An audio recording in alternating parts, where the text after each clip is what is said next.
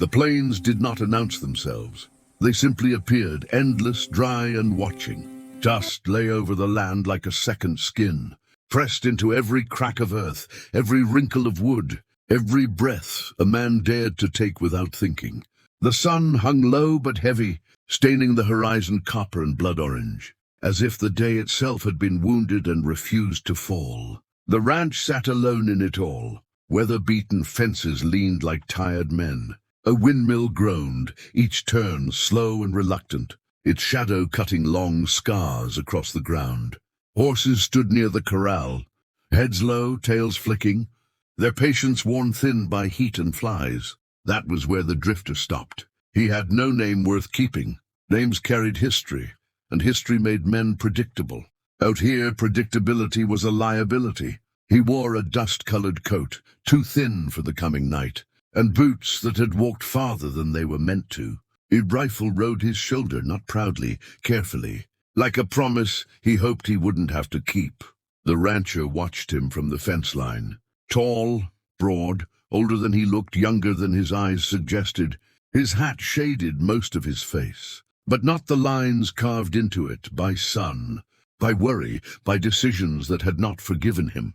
"Easy, it's your first time," the rancher said. His voice was calm, steady. Not kind, not cruel, just honest in the way men were when lies no longer served them. "Don't worry," he added. "This'll be quick." The drifter nodded, though he didn't yet know what this meant. The rancher handed him the reins of a restless bay horse. The animal snorted, sensing uncertainty, testing it. The drifter's fingers tightened, knuckles whitening as leather bit into skin. "Name's Cole Mercer," the rancher said. "This land's mine? For now." The way he said "for now" carried weight. They rode out without ceremony. No handshake, no welcome. Just hooves cutting into dirt and silence stretching between them like wire pulled too tight. As they moved deeper into the plains, the ranch fell away behind them, swallowed by dust and distance. Fence posts thinned. Grass gave up. The land opened into a wide nothing that made a man feel small even while daring him to prove otherwise. Cole broke the silence first. "You ever ridden herd before?" The drifter hesitated. Truth was dangerous. Lies were worse. "A little." Cole nodded, didn't press. Men who survived out here learned when not to dig. They crested a rise and saw the cattle below, thin, restless, scattered wider than they should have been. Beyond them, on the far edge of the valley, another set of riders lingered like stains on the horizon. Cole's jaw tightened. "Those ain't yours," the drifter said. "No," Cole replied. "They think they are." The antagonists didn't wear black. They never did. They wore fine coats, sat tall in their saddles, and moved like men who believed the land would always bend first. At their center rode a man with a white hat and a dark reputation. Holland Crow, cattle baron, banker, gravemaker. Crow had money. Money bought patience. Patience won wars. "They've been pushing fences," Cole said. "Poisoning wells. Buying men who used to ride with me. And the law?" Cole laughed once. No humor in it. "The law rides with whoever feeds it." They moved downhill, slow and deliberate.